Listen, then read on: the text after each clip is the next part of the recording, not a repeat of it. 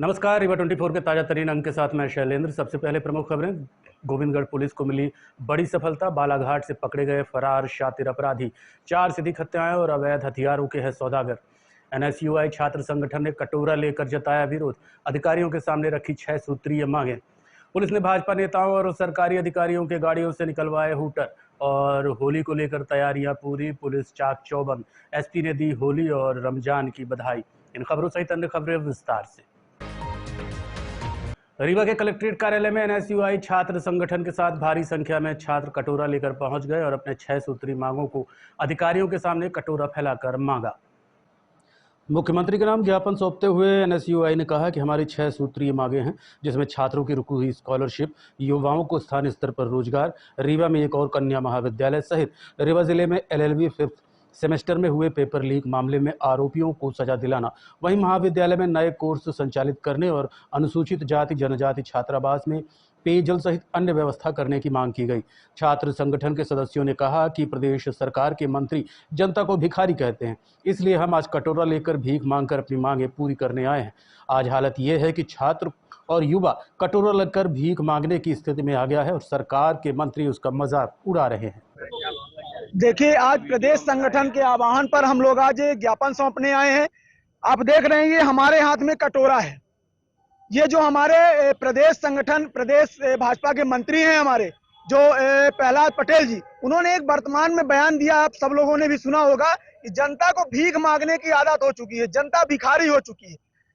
आज हम सब अपनी मांगों को लेकर यहाँ भीख मांगने आए हैं। मुख्यमंत्री के नाम हम लोग मांग करने आए हैं। हमारी मांगे हैं, विभिन्न मांगे हैं। छात्रों की जो रुकी हुई स्कॉलरशिप है, उसकी मांग कर रहे हैं हम लोग कि हमारी स्कॉलरशिप जो छात्रों की रुकी हुई है, उनको आप भीख के तौर पे, हम भिखारी हैं, ये सब भिखारी हैं, जितने खड़े हैं सब छात्र भिखारी हैं और ये आज प्रदेश सरकार से भीख मांगने आए हैं। दूसरी हमारी मांग है, युवाओं को जो पलायन हो रहा है लगातार, उसको रोका जाए और स्थानीय रोजगार उपलब्ध कराया जाए। दूसरी मांग हमारी है। तीसरी मांग है, अभी आपने देखा रीवा जिले में एलएलबी 5th सेमेस्टर का पेपर लीक हुआ था यूनिवर्सिटी में।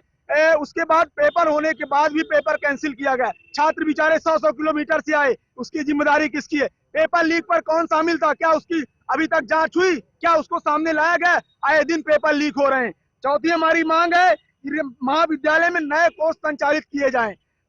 अनुसूचित जनजाति एवं जनजाति का जो ये आपका देखे होंगे छात्रावास है, इन्हीं सब मांगों को लेकर आज हम जिला प्रशासन कलेक्टर मैडम के पास ज्ञापन सौंपने आए हैं। कटोरा लेके भीख मांगने रहे। ये जो हमारी मांगे हैं, इनको हम भीख के तौर पर मांगने आए हैं कि हमको भीख दे दीजिए। ये जितने युवा छात्र सब खड़े हैं, ये सब भिखारी हैं और सब कटोरा लेकर भीख मांगने आए हैं।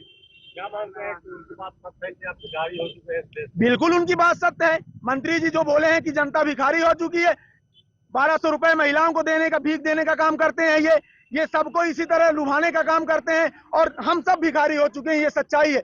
हर छात्र परेशान है, युवा परेशान है। परेशान कौन नहीं है? किसान परेशान है, हर व्यक्ति, हर विभाग का वो परेशान है और सभी परेशान है। छात्र सबसे ज्यादा परेशान। आए दिन पेपर लीक की घटनाएं आती हैं। कौन सा ऐसा दिन है पेपर लीक घटनाएं नहीं होती? सीट खाली है, पता चला कॉलेज में, विधायक मंत्री की कॉलेजों में उन्हीं के विधायक मंत्री के बेटे का सिलेक्शन हो जाता है। कब तक ये शांत रहेंगे? आखिर उन्होंने सही शब्द का इस्तेमाल किया। भरे मंच में नहीं बोलना चाहिए, लेकिन उन्होंने भरे मंच में बोल दिया कि जनता भिखारी हो चुकी है, भीख मांगने की आदत है। अगर उन्हें लगता है कि हम भिखारी हैं तो हम अपना केवल हक मांग रहे हैं, और अगर उन्हें ये लगता है कि अगर हम अपना हक मांग रहे हैं और हम भिखारी तो हम भिखारी हैं। ये एनएसयूआई के आज छात्र नेता सभी आए हैं और आज अपना हक भीख के तौर पर मांगने आए हैं। आगे अभी हम लोग और बड़ा प्रदर्शन करेंगे। आज प्रदेश संगठन के आह्वान पर आज हम लोग शांतिपूर्वक ज्ञापन भी सौंपेंगे और भीख के तौर पर अपनी मांगों को रखेंगे कि प्रशासन होश में और हमको भीख देने का कष्ट करे। रीवा जिले की गोविंदगढ़ पुलिस को बड़ी सफलता मिली है, जिसमें 2 शातिर अपराधियों को पुलिस ने बालाघाट से जाकर गिरफ्तार किया है। बताया जा रहा है कि दोनों वेश बदल कर रह रहे थे। शातिर अपराधियों की गिरफ्तारी को लेकर अतिरिक्त पुलिस अधीक्षक विवेक लाल ने बताया कि पवन पाठक और अनुराग मिश्रा काफी समय से फरार चल रहे थे। पवन पाठक के ऊपर तकरीबन 30 से अधिक मामले दर्ज हैं, जिसमें हत्या, अपहरण व हत्या की कोशिश जैसे संगीन अपराध शामिल हैं। वहीं अनुराग पर भी 10 से अधिक मामले दर्ज हैं। दोनों ही बालाघाट में वेश बदल कर रह रहे थे। पुलिस को जब सूचना मिली तो पुलिस ने तफ्तीश की और बालाघाट पहुंचकर दोनों को गिरफ्तार कर रीवा लाया गया, जहां से उन्हें न्यायालय में पेश किया गया। 2 आपराधिक प्रकृति की व्यक्ति हैं जो लंबे समय से हमारे यहाँ से फरार चल रहे हैं और हमारा ये धरपकड़ अभियान जारी है। जो भी इस टाइप के अपराधी हैं, तो हमने इस पर लगातार अपनी टीम लगाई हुई रही थी। जिस टीम को इनपुट मिला तो इनपुट के आधार पर ही अपना सर्च करती रहीं और ये बालाघाट तक हमारी टीम पहुंची। और ये दो जो आरोपी थे, एक पवन पाठक जिस पे लगभग हत्या, आर्म्स एक्ट और हत्या के प्रयास जैसे अपहरण वगैरह के अनेकों अपराध थे, लगभग 20-30 अपराध इस पे है। ये आपराधिक किस्म का व्यक्ति फरार चल रहा था। इस पे काफ़ी इनाम भी था घोषित, जिसकी धरपकड़ करने में हमको कामयाबी मिली। इसी के साथ दूसरा एक आरोपी है जो अनुराग मिश्रा, उस पर भी काफ़ी इनाम था। वो भी लगभग 10 से ज़्यादा मामलों में लिप्त था, जिसको हमारी गोविंदगढ़ पुलिस ने गिरफ्तार किया बालाघाट से और कोर्ट में पेश किया है और पूछताछ इससे अन्य मामलों में जारी है। बताया जा रहा है कि भेष बदल के काफ़ी समय से लोग रह रहे थे वहाँ पे। ऐसा बताया हमारी टीम ने कि अपना गेटअप बदले हुए थे और नाम बदल करके वहाँ पे रह रहे थे। बताया जा रहा है कि पवन पाठक पे 4 से 4 हत्या के मामले भी कबूल किए हैं। पवन पाठक पे लगभग 4 हत्या के आरोप तो हैं और मामले भी हैं इस पे। इसके अलावा 307 के भी हैं, आर्म्स एक्ट के भी हैं, अपहरण के भी हैं। वो सब में हम फर्दर एक्शन लेंगे और उसमें अगर बेल होगी तो हम बेल कैंसिलेशन के लिए भी आगे बढ़ेंगे। रीवा जिले के सिरमौर थाना क्षेत्र से एक युवक के लापता होने का मामला सामने आया है। परिजनों का आरोप है कि पुलिस उनकी शिकायत पर उचित कार्रवाई नहीं कर रही है। सिरमौर थाना क्षेत्र के दुलहरा के रहने वाले देवेंद्र सिंह ने पुलिस अधीक्षक को शिकायती पत्र सौंपा है। उन्होंने बताया उनका बेटा मोहित 4 मार्च को भोपाल से लौट रहा था, लेकिन अभी तक वो घर नहीं पहुंचा है। परिजनों ने कई बार पुलिस को जानकारी दी, लेकिन अब तक कोई ठोस कार्रवाई नहीं हुई। क्या कहना है देवेंद्र सिंह का, आप सुनिए। जी, अब एसपी ऑफिस आए हुए क्या? मैं एसपी ऑफिस से आया हूँ कि मेरा बेटा 4 तारीख को भोपाल से चला है, वहाँ से उसका पता नहीं, फोन बंद है, किसी की सूचना देने। क्या काहे लिए भोपाल गए हुए थे? बुआ की बहू को पहुँचने। तो आपने इसकी रिपोर्ट की? सिरमौर थाने में रिपोर्ट किया मैं 4 तारीख को, तो उसका कोई आज तक पता नहीं चला कि क्या कर रहे हैं क्या नहीं कर रहे हैं। मैं बोल रहा हूँ तो बोलते हैं कि उसका फोन ही बंद है, मैं क्या करूँ।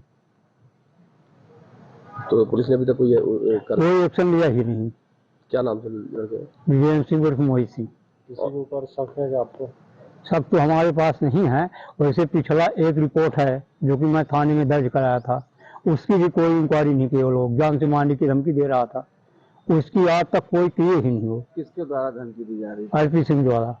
कहाँ के रहने वाले? ग्राम दुल्हारा वार्ड नंबर 1।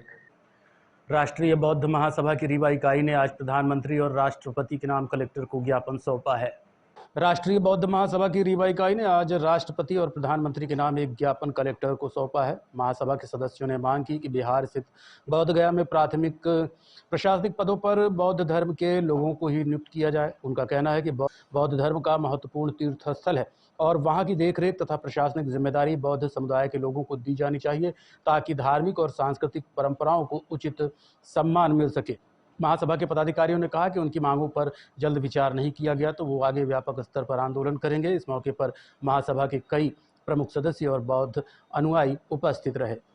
साधुवाद करते हुए आज का ये जो कार्यक्रम है तो बौद्ध धर्म की रैली है, जो बुद्ध विहार बोध गया में जो दूसरों के हाथ से कब्जा हुआ है, वो हम चाहते हैं कि जिस तरीके से हर मजहब के लोगों को, हर मजहब के धार्मिक लोग के आस्थे उनके साथ पास रहती है, इस तरीके से बौद्धों की भी विरासत को बौद्धों के हाथ में रखनी चाहिए। हमारी सरकार से यही मांग है, आप लोग सहयोग करें और आप लोगों को सबको साधुवाद। अभी क्या स्थिति है वहाँ पे? अभी स्थिति देखिए, वहाँ पर प्रदर्शन तो चल रहा है, अब आगे हाँ अभी के तो कब्जा है, अभी तो मुक्ति नहीं मिल रही है, तो इसलिए हम चाहते हैं कि वहाँ पर मुक्ति मिलनी चाहिए। बौद्ध आदि भारतीय बौद्ध महासभा एवं संयुक्त बौद्ध धार्मिक सामाजिक संगठनों के तत्वावधान में राष्ट्रीय नेतृत्व के आह्वान पर आज हम रीवा जिले में भी सभी सामाजिक संगठनों के माध्यम से बोध गया महाबोधि महाविहार मुक्ति के लिए यहाँ पे अनुशासित होकर हम सब लोग यहाँ माननीय प्रधानमंत्री जी को संवेदित ज्ञापन, महामहिम राष्ट्रपति महोदय जी को संवेदित ज्ञापन कलेक्टर महोदय को सौंपने आए हैं। आपको मालूम है कि बोध गया मुक्ति के लिए जो महाबोधि महाविहार है हमारा, उसके मुक्ति के लिए 12 फरवरी 2025 से अनवरत आंदोलन और धरना प्रदर्शन जारी है। वहाँ की न तो बिहार की सरकार न तो भारत सरकार किसी भी तरह के हमारे बौद्ध भिक्षुओं का ख्याल कर पा रही है, ना ही बौद्ध उपासकों का ख्याल कर पा रही है। अनवरत निरंतर आंदोलन जारी है और मुझे ऐसा प्रतीत होता है कि जिस तरह से सारे धर्मों के अलग अलग धार्मिक स्थान हैं, उस धार्मिक स्थलों में सभी मजहबों के गुरुओं को एक अच्छा स्थान दिया जाता है, एक अच्छा उनको आधिपत्य दिया जाता है। ठीक उसी तरह से जो हमारा महाबोधि महाविहार बोध गया है, वो बौद्धों के जो है तो हाथों में आधिपत्य होना चाहिए, क्योंकि जो 9 सदस्यीय वहाँ पे गठित समिति है उसमें 9 में 5 गैर बौद्ध लोग वहाँ पे कब्जा जमाए हैं। केवल उनमें गिने चुने लोग बौद्ध हमारे जो है तो समिति में मेंबर हैं। मैं सरकार से आपके माध्यम से अनुरोध करता हूँ कि ये भारत का ही ये मांग नहीं है, बल्कि अंतर्राष्ट्रीय स्तर पर इसका आंदोलन रुग्ण स्तर पर चालू हो गया है। हम आपके मीडिया के माध्यम से इस चीज़ का साधुवाद देते हुए अनुरोध करता हूं कि हमारी मांगें आज की जो बोध गया मुक्ति आंदोलन का है, वो महामहिम राष्ट्रपति महोदय, भारत के सभी प्रधानमंत्री माननीय नरेंद्र मोदी जी तक ये आवाज जाए, ये ज्ञापन जाए और बोध गया खाली कराकर बौद्धों के हाथों में सौंपा जाए। धन्यवाद। जय भीम, नमो बुद्धाय। रीवा में पुलिस हेडक्वार्टर से मिले आदेश के बाद प्रशासन ने नेताओं और अधिकारियों की गाड़ियों से अवैध नेम प्लेट और हूटर हटाने की कार्यवाही की है। रीवा एसपी विवेक सिंह ने कहा है कि पुलिस मुख्यालय के निर्देशानुसार रीवा जिले में वाहनों पर लगी अवैध नेम प्लेट, हूटर और अन्य गैर कानूनी उपकरणों को हटाने की कार्रवाई की है। चाहे वो किसी भी दल से जुड़े हों या प्रशासनिक अधिकारी हों, सभी पर समान रूप से नियम लागू होते हैं। हमारा मुख्य उद्देश्य कानून का पालन सुनिश्चित करना और आम जनता को ट्रैफिक नियमों का पालन करने के लिए प्रेरित करना है। ये अभियान आगे भी जारी रहेगा। हमें पीएसक्यू से निर्देश मिले हैं कि ऐसे कई वाहन देखने को मिले हैं पूरे प्रदेश में जो कि गलत तरीके से हीटर वगैरह लगा रखे हैं या नंबर प्लेट या नेम प्लेट ऐसे लगा रखे हैं जिसकी उसकी पात्रता नहीं लगाने की। तो ऐसे संबंध में कार्रवाई करने के हमको निर्देश मिले हैं, जिसको लेके कार्रवाई हम इसमें लगातार कर रहे हैं और आगे भी इस तरह की हम कार्रवाई करते रहेंगे। सभी से अपील है कि जिनको किसी प्रकार की पात्रता नहीं है, हूटर्स की या गलत लाइटिंग की, जो कई लोग लाइट लगा के चलते हैं तो उनकी पात्रता नहीं है, जो नंबर प्लेट या गलत नंबर प्लेट्स होते हैं, नेम प्लेट जो गलत लगा के चलते हैं उनकी पात्रता नहीं है, तो उनके खिलाफ कार्रवाई के निर्देश है और इसकी लगातार कार्रवाई जारी है। निश्चित रूप से इसमें किसी को भी एक्सेप्शन नहीं है। कोई भी व्यक्ति निजी वाहन में हूटर या लाइटिंग या गलत उस पर नेम प्लेट या नंबर प्लेट लगा के कई लोग मानव अधिकार आयोग से मिलते जुलते एक संगठन है वो बना के उसी का नेम प्लेट लगाते हैं। तो निश्चित रूप से कई लोग इससे भ्रमित भी हो जाते हैं कि वो मानव अधिकार आयोग से जुड़े हुए हैं, ऐसा उनको लगने लग जाता है। तो ऐसे भी व्यक्तियों को चेक करके उनके खिलाफ इसमें कार्रवाई की है। देखते रहिए Rewa 24 news, city cable network. मिलते हैं इस छोटे से ब्रेक के बाद। हड्डी जोड़ एवं रीढ़ रोग तथा स्त्री रोग एवं प्रसूति रोग का इलाज एक ही छत के नीचे। विघ्नहर्ता hospital and trauma centre, hotel landmark के पास, रतहरा, रीवा। डॉक्टर संतोष सोनी, पूर्व चिकित्सक, बॉम्बे हॉस्पिटल, मुंबई। हड्डी जोड़ एवं रीढ़ रोग विशेषज्ञ, छोटे चीरे एवं दूरबीन विधि द्वारा हाथ तथा पैर की हड्डियों का ऑपरेशन। गठियाबात, जटिल एवं बिगड़े हुए फ्रैक्चर का बेहतर इलाज करते हैं डॉक्टर संतोष सोनी। विघ्नहर्ता हॉस्पिटल ट्रॉमा सेंटर में ही स्त्री एवं प्रसूत रोग विशेषज्ञ डॉक्टर शैलजा सोनी भी उपलब्ध हैं, जिनकी देखरेख में नॉर्मल डिलीवरी, सिजेरियन ऑपरेशन एवं बच्चेदानी से संबंधित ऑपरेशन की बेहतर सुविधा। संतानहीन दंपत्ति तत्काल संपर्क करें। विघ्नहर्ता hospital and trauma centre, hotel landmark के पास, रतहरा, रीवा। सुविधाजनक एवं सफल इलाज हेतु आज ही संपर्क करें। विघ्नहर्ता hospital and trauma centre, hotel landmark के पास, रतहरा, रीवा। मोबाइल नंबर 7828781983 अथवा 8462956774 पर। रीवा जिले में होली और रमजान के चलते पुलिस ने अपनी तैयारियां पूरी कर ली हैं। इस अवसर पर रीवा एसपी विवेक सिंह ने होली और रमजान की बधाइयां भी दी हैं। रीवा जिले में होली और रमजान के अवसर पर पुलिस ने सुरक्षा तैयारियां पूरी कर ली हैं।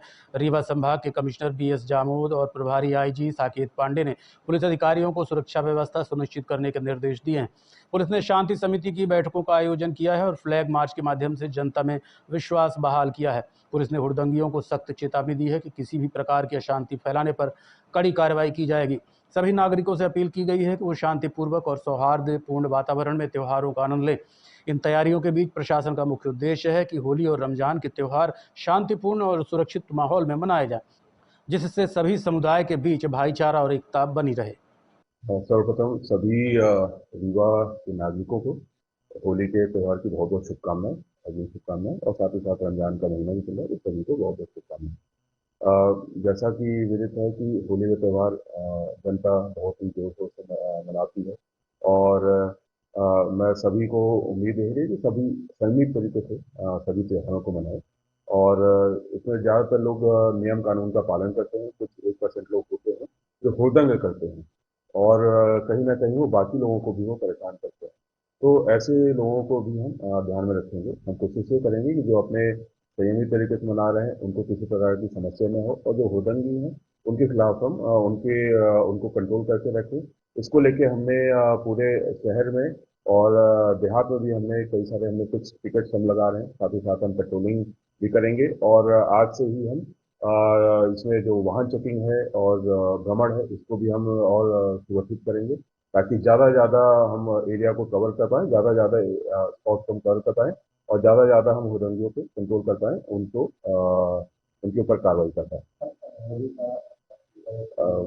कल शाम को होलिका दहन रहेगी रात को, और परसों जो है धुलंडी है जिसमें रंग खेलते हैं सभी नागरिक, तो उसको लेके भी हम हमने व्यवस्था बना रखी है। रात को भी हमारे पेट्रोलिंग और फिक्स पॉइंट रहेंगे, और अगले दिन भी हमारे पॉइंट्स वगैरह मौजूद रहेंगे। लगातार एक्स्ट्रा पेट्रोलिंग व्हीकल्स भी हमने सभी थानों में जोड़ा गया है। कुछ बल हमको जो बाहर से मिला है उसको भी हम साथ में रखेंगे, और कुछ हमारे पास रिजर्व पार्टी कहीं पे कोई विवाद होता है तो उसको भी कंट्रोल करने के लिए हमने रिजर्व पार्टी भी अपने साथ। लोगों से ये अपील रहेगी कि जो होली का त्यौहार है ये उत्साह का त्यौहार है, और अच्छे से खेलें, लेकिन इस चीज का ध्यान रखें कि किसी अन्य को उनके त्यौहार खेलने से किसी अन्य को इसकी परेशानी ना हो, इसका हम लोग ध्यान रखें।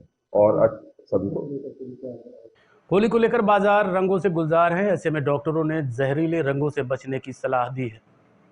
होली का त्यौहार नज़दीक है और बाजारों में ज़बरदस्त रौनक देखने को मिल रही है। हर तरफ रंगों की बहार है, लेकिन रंगों के बीच एक बड़ा खतरा भी छिपा है, जहरीले और केमिकल वाले रंगों का इस्तेमाल।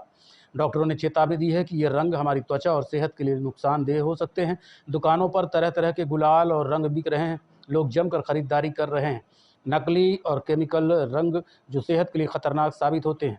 डॉक्टरों का कहना है कि सस्ते रंग कई बार जहरीले केमिकल्स से बनाए जाते हैं, जिससे त्वचा में एलर्जी, खुजली, आंखों में जलन और गंभीर मामलों में कैंसर जैसी बीमारियां तक हो सकती हैं। केमिकल युक्त रंगों में लेड, कॉपर सल्फेट और अन्य जहरीले तत्व हो सकते हैं जो सेहत के लिए बेहद हानिकारक हैं। हमारी सलाह है कि लोग हर्बल और प्राकृतिक रंगों का इस्तेमाल करें। होली खेलने से पहले शरीर पर नारियल का तेल या कोई भी मॉइस्चराइजर ज़रूर लगाएं ताकि रंग आसानी से निकल जाए। देखिए, बाज़ार में कई तरह के रंग आते हैं, जिसमें कुछ रंग सस्ते होने के चक्कर में फ़ायदा उठाने के लिए बहुत नुकसान वाले केमिकल्स को इस्तेमाल करके बनाए जाते हैं। कभी कभी लोगों की मांग रहती है पक्का रंग चाहिए, तो उस पर वो नुकसान करते हैं। तो मेरी सबसे अपील है कि होली सौहार्दपूर्ण तरीके से मनाएं। हल्के हर्बल उत्पादों का उपयोग करिए जो नुकसान नहीं करते हैं त्वचा को, और इसके अलावा किसी तरह का ऐसा नशे का सेवन न करें उस दिन, और मर्यादा में रहें अपने। और यदि किसी तरह की तकलीफ हो, किसी को ज़बरदस्ती रंग न डालें, प्रेम से लगाइए, आँखों में रंग न पड़े, उनके नाजुक अंगों को बचाइए, और इस तरह की बातों का ध्यान रखें। खान पान पर विशेष ध्यान रखिए, पुराना खाना न खाएं, बासी खाना न खाएं, क्योंकि गर्मी भी बढ़ रही है, तो इसलिए उन सब बातों का ध्यान रखेंगे। ज़्यादा न खाएंगे, नियम से खाएंगे, संयम से खाएंगे, तो खुशी से त्यौहार मनाएंगे सभी लोग। तो देखा जाता है कि होली के दिन लोग सड़क हादसे कहीं ज़्यादा घटना बढ़ जाती है, तो क्या व्यवस्था रहेगी? उसका सबसे बड़ा कारण वही नशा होता है कि होली पता नहीं कैसे लोगों ने नशे से जोड़ दिया है। तो मेरी ये सबसे अपील रहेगी कि कृपया उस दिन अपने संकल्प लें कि हम नशा नहीं करेंगे। और हमारे यहाँ हमने अपने अस्पताल में इस संबंध में हर वर्ष की भांति अपने यहाँ अभी सभी विभागाध्यक्ष जो हैं अपने अपने विभागों से ड्यूटियाँ लगाते हैं, जो 24 घंटे अनवरत रूप से आकस्मिक चिकित्सा विभाग में चालू रहती हैं। इसके लिए हम पहले से पर्याप्त मात्रा में दवाइयों का ड्रेसिंग मटेरियल, सूचर, इन सब का स्टॉक रख लेते हैं। और इसी तरह जो जांच के विभाग हैं, जो अन्य सहायक जांच के विभाग होते हैं, उन सभी में ड्यूटियां लगी रहती हैं 24 घंटे, और हम उसके लिए पूर्णतः मुस्तैद और तैयार रहेंगे। होली को लेकर जिले में तैयारियां पूरी हो चुकी हैं। कल यानी 13 मार्च को होलिका दहन होगा और 14 मार्च को फगुआ मनाया जाएगा। गुरुवार 13 मार्च को फाल्गुन पूर्णिमा है। इस तिथि पर रात में होलिका दहन किया जाता है। ये पर्व रात्रि जागरण का है, यानी इस पर्व पर रात में जागरण किया जाता है और अपने इष्ट देव की विशेष पूजा की जाती है। होलिका दहन की रात भक्त मंत्र जप करते हैं। होली क्यों मनाई जाती है, इस संबंध में कई कथाएं हैं। इनमें प्रहलाद और होलिका की कथा सबसे ज़्यादा प्रचलित है। इसके अलावा ये पर्व नई फसल आने की खुशी में और बसंत ऋतु की शुरुआत होने पर भी मनाया जाता है। इस साल 2025 में होलाष्टक 7 मार्च से शुरू हो गया, जिसका समापन 13 मार्च को होलिका दहन के दिन होगा। अगले दिन यानी 14 मार्च को होली यानी फागुन मनाया जाएगा। इस बारे में और विस्तार से जानकारी दे रहे हैं ज्योतिषाचार्य डॉक्टर संदीप शुक्ल। होली का ये जो त्योहार है, ये बसंत उत्सव से जो है जुड़ा हुआ है। 13 तारीख को जो है होलिका दहन है, और होलिका दहन का जो है पौराणिक महत्व जो है ये प्रहलाद और होलिका से जो है जुड़ा हुआ है, जिसमें जो है होलिका जल जाती है और प्रहलाद जो है बच जाते हैं। ये होलिका दहन की वैदिक परंपरा से जो है जुड़ा हुआ है। ये एक कहानी जो है होलिका दहन की है, और साथ में जो है होलिका की जो आग के बाद जो भस्म बचती है वो शिव भस्म के रूप में मानी जाती है।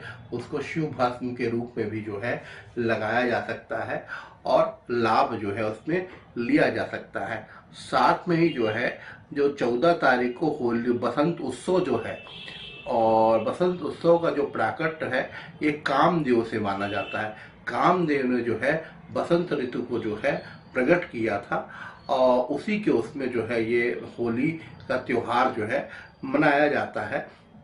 साथ में 14 तारीख को जो है चंद्र ग्रहण भी पड़ रहा है। जिस दिन बसंत उत्सव है, जिस दिन होली खेलेंगे अपन, उस दिन जो है चंद्र ग्रहण भी है। और चंद्र ग्रहण होने के कारण क्या है कि इनकी वैदिक मान्यताएं जो है यहाँ पे भारतवर्ष में नहीं है, क्योंकि भारत में ये ग्रहण जो है दृश्य नहीं है। इसके कारण इसका कोई सूतक काल जो है यहाँ नहीं माना जाएगा। 24 घंटे तक कोई सूतक काल नहीं है, इसलिए ग्रहण का कोई भी असर नहीं होगा। लेकिन फिर भी जो है खाने पीने की चीज़ों में आप तुलसी दल वगैरह डाल दें और भगवान के पट बंद रखें तो ज़्यादा ही अच्छा रहेगा। और होली मनाएं, होली मनाएं, उत्साह के पूर्वक होली मनाएं, होली खेलें, जिससे जो है निश्चित रूप से इष्ट की प्राप्ति होती है। और ये एक होली का जो त्योहार है, नई फसलों को आने का भी त्योहार है। इस समय नई फसल आ जाती है, जिसके कारण जो है ये होली का त्योहार जो है मनाया जाता है, और पूरे भारतवासी जो हैं इसको उत्साह पूर्वक जो होली को मनाते हैं। तो 3 बातें रही, एक तो होलिका दहन की रही, और दूसरा चंद्र ग्रहण की रही, दूसरा बसंत ऋतु की रही, होली खेलने की रही। तो इस तरह जो है वैदिक मान्यताएं हैं। तो उत्साह पूर्वक जो है होली का त्योहार आप लोग मनाएं, जिससे कि जो है आपका जीवन आनंद। आज के अंक में इतना ही। देखते रहिए रीवा 24 न्यूज़। नमस्कार।